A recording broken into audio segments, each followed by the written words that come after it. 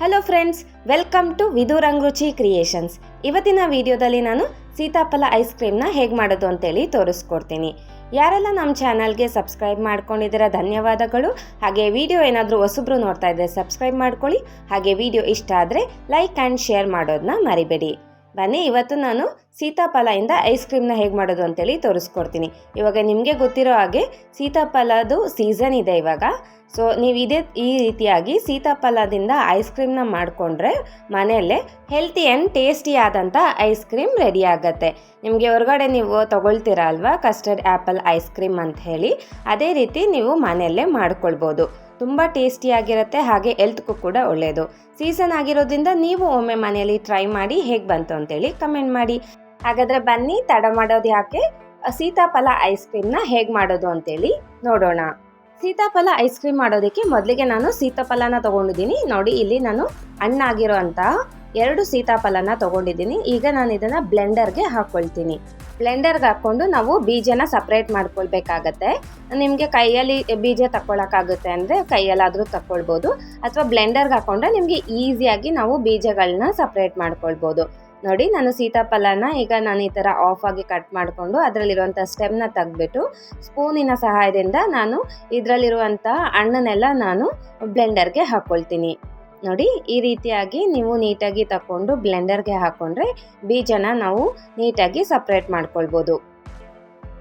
ಇದಂತೂ ತುಂಬ ಟೇಸ್ಟಿಯಾಗಿರುತ್ತೆ. ನೀವು ಮನೇಲೇ ಮಾಡ್ಕೊಳ್ಳೋದ್ರಿಂದ ತುಂಬ ಹೆಲ್ತಿ ಕೂಡ ಹೌದು. ಇವಾಗ ಸೀಸನ್ ಆಗಿರೋದ್ರಿಂದ ಇದು ಮಾಡಿಕೊಂಡು ನೀವು ಕೂಡ ಮನೇಲಿ ಒಮ್ಮೆ ಟ್ರೈ ಮಾಡಿ. ನೋಡಿ, ಈ ರೀತಿಯಾಗಿ ನಾನು ಸೀತಾಫಲನ ಹಣ್ಣನ್ನೆಲ್ಲ ನಾನು ಬ್ಲೆಂಡರ್ಗೆ ಹಾಕ್ಕೊಳ್ತಾ ಇದ್ದೀನಿ. ಇದೇ ಥರ ನಾನು ಎಲ್ಲ ಹಣ್ಣನ್ನು ಕೂಡ ಹಾಕ್ಕೊಳ್ತೀನಿ. ನೀವು ಇವಾಗಲೇ ಸ್ವೀಟ್ ನೋಡ್ಕೊಳ್ಳಿ. ಸೀತಾಫಲ ಏನಾದರೂ ತುಂಬ ಸ್ವೀಟಾಗಿತ್ತು ಅಂದರೆ ನೀವು ಸಕ್ಕರೆ ಬಳಸೋದೇನು ಅವಶ್ಯಕತೆ ಇರೋದಿಲ್ಲ. ಸ್ವೀಟ್ನೆಸ್ ಏನಾದರೂ ಕಮ್ಮಿ ಇತ್ತು ಅಂದರೆ ನೀವು ಸ್ವಲ್ಪ ಸಕ್ಕರೆನ ಬಳಸ್ಕೊಳ್ಬೋದು.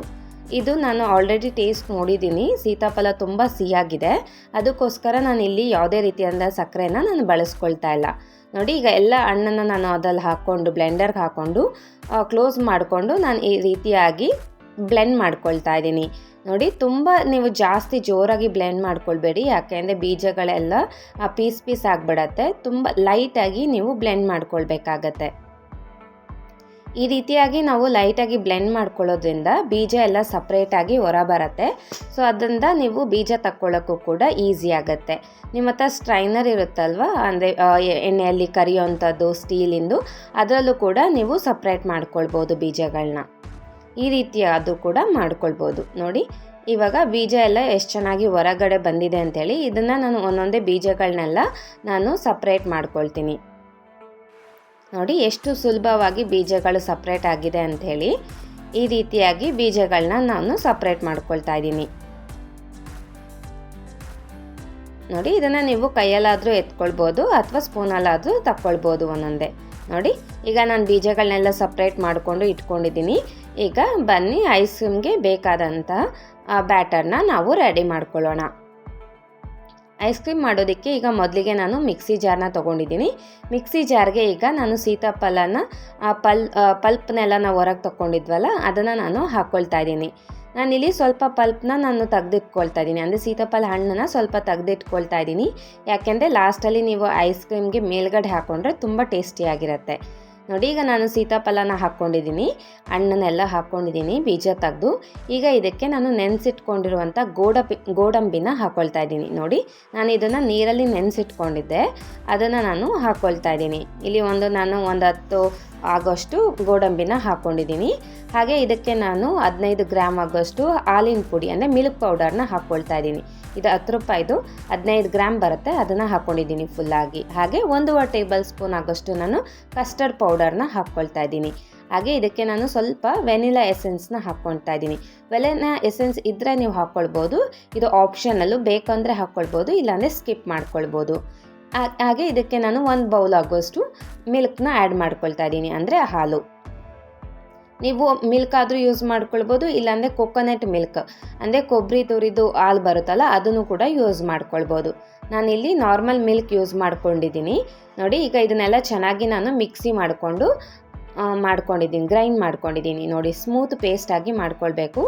ನೋಡಿ ಎಷ್ಟು ಚೆನ್ನಾಗಿ ಪೇಸ್ಟ್ ಆಗಿದೆ ಅಂಥೇಳಿ. ಇದನ್ನು ನಾನು ಒಂದು ಕಂಟೈನರ್ಗೆ ಹಾಕ್ಕೊಳ್ತೀನಿ. ನೀವು ಯಾವುದಾದ್ರೂ ಡಬ್ಬಿಗಾದರೂ ಹಾಕ್ಕೊಂಡು ಎತ್ತಿಟ್ಕೊಳ್ಬೋದು. ನೋಡಿ ನನ್ನ ಹತ್ರ ಈ ಥರ ಗಾಜಿಂದು ಬಾಕ್ಸ್ ಇತ್ತು, ಅದರಲ್ಲಿ ಹಾಕ್ಕೊಳ್ತಾ ಇದ್ದೀನಿ. ಇದು ತುಂಬ ಜಾಸ್ತಿ ಇರೋದ್ರಿಂದ ನಾನು 2 ಬೌಲಲ್ಲಿ ಹಾಕ್ಕೊಳ್ತಾ ಇದ್ದೀನಿ, ಅಂದರೆ 2 ಬಾಕ್ಸಲ್ಲಿ ಹಾಕ್ಕೊಳ್ತಾ ಇದ್ದೀನಿ. ನೋಡಿ ಈ ಥರ ನೀವು ಯಾವುದಾದ್ರೂ ಬಾಕ್ಸ್ಗಾದರೂ ಹಾಕ್ಕೊಳ್ಬೋದು. ಟಪ್ಪರ್ ವೇರ್ ಊಟದ ಬಾಕ್ಸ್ ಇರುತ್ತಲ್ಲ ಅದಕ್ಕಾದರೂ ಹಾಕ್ಕೊಳ್ಬೋದು, ಅಥವಾ ಸ್ಟೀಲ್ ಬಾಕ್ಸ್ಗಾದರೂ ಹಾಕ್ಕೊಳ್ಬೋದು. ನೋಡಿ ಈಗ ನಾವು ಆಲ್ರೆಡಿ ತೆಗೆದಿಟ್ಕೊಂಡಿರುವಂಥ ಸೀತಾಫಲ ಹಣ್ಣಿಂದು ಪಲ್ಪ್ ಇರುತ್ತಲ್ವ, ಅದನ್ನು ನಾನು ಸ್ವಲ್ಪ ಹಾಕ್ಕೊಳ್ತಾ ಇದ್ದೀನಿ. ಈ ರೀತಿ ಹಾಕೋದ್ರಿಂದ ತುಂಬ ಟೇಸ್ಟಿಯಾಗಿರುತ್ತೆ. ಆ ಸೀತಾಫಲ ಹಣ್ಣು ಕೂಡ ಬಾಯಿಗೆ ಸಿಗ್ತಾ ಇರುತ್ತಲ್ವ, ತುಂಬ ಟೇಸ್ಟಿ ಅನಿಸುತ್ತೆ. ನೋಡಿ ಈ ರೀತಿಯಾಗಿ ನಾನು ಇದನ್ನು ಪಲ್ಪ್ನೆಲ್ಲ ನಾವು ಆಲ್ರೆಡಿ ಮಿಕ್ಸಿ ಮಾಡ್ಕೊಂಡಿರುವಂಥ ಇದಕ್ಕೆ ಹಾಕ್ಕೊಳ್ತಾ ಇದ್ದೀನಿ. ಈಗ ಇದನ್ನು ನಾನು ಕ್ಲೋಸ್ ಮಾಡ್ಕೊಳ್ತೀನಿ. ಇದು ಕಂಟೈನರ್ ಕ್ಲೋಸ್ ಮಾಡಿಕೊಂಡು ನಾವು ಫ್ರೀಝರಲ್ಲಿ ಇಟ್ಕೊಂಡು ಓವರ್ ನೈಟ್ ಬಿಡಬೇಕಾಗತ್ತೆ. ಆವಾಗ ನಿಮಗೆ ಐಸ್ ಕ್ರೀಮ್ ರೀತಿಯಲ್ಲಿ ಸ್ಟ್ರಕ್ಚರ್ ಬರುತ್ತೆ.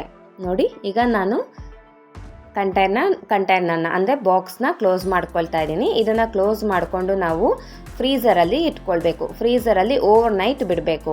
ಇವಾಗ ನಾನು ನೈಟೆಲ್ಲ ಇಟ್ಕೊಳ್ತೀನಿ. ಇದನ್ನು ನಾನು ಮಾರ್ನಿಂಗ್ ಓಪನ್ ಮಾಡ್ಕೊಳ್ತಾ ಇದ್ದೀನಿ. ನೋಡಿ ಈಗ ನಾನು ಓವರ್ ನೈಟ್ ಫ್ರೀಝ್ ಮಾಡ್ಕೊಂಡಿದ್ದೆ. ಫ್ರೀಝ್ ಮಾಡಿಕೊಂಡು ಇವಾಗ ಮಾರ್ನಿಂಗ್ ನಾನು ಓಪನ್ ಮಾಡ್ಕೊಳ್ತಾ ಇದ್ದೀನಿ. ನೋಡಿ ಎಷ್ಟು ಚೆನ್ನಾಗಿ ಐಸ್ ಕ್ರೀಮ್ ರೆಡಿಯಾಗಿದೆ ಅಂಥೇಳಿ ನೋಡ್ತಿರ್ಬೋದು ನೀವು ವಿಡಿಯೋದಲ್ಲಿ, ಎಷ್ಟು ಚೆನ್ನಾಗಿ ಕಾಣ್ತಿದೆ ಅಂಥೇಳಿ. ಇದನ್ನು ನಾನು ಒಂದು ಬೌಲ್ಗೆ ನಾನು ಸರ್ವ್ ಮಾಡ್ಕೊಳ್ತಾ ಇದ್ದೀನಿ. ನೋಡಿ ನಿಮ್ಮ ಹತ್ರ ಐಸ್ ಕ್ರೀಮ್ ಎತ್ಕೊಳ್ಳೋದು ಇರುತ್ತಲ್ವ ಸ್ಪೂನು, ಅದ್ರಲ್ಲಿ ಕೂಡ ಆದರೂ ಎತ್ಕೊಳ್ಬೋದು, ಅಥವಾ ಸ್ಪೂನಲ್ಲಿ ಕೂಡ ನೀವು ಹಾಕ್ಕೊಳ್ಬೋದು. ನೋಡಿ ಎಷ್ಟು ಚೆನ್ನಾಗಿ ಬಂದಿದೆ ಅಂಥೇಳಿ, ತುಂಬ ಟೇಸ್ಟಿಯಾಗಿದೆ.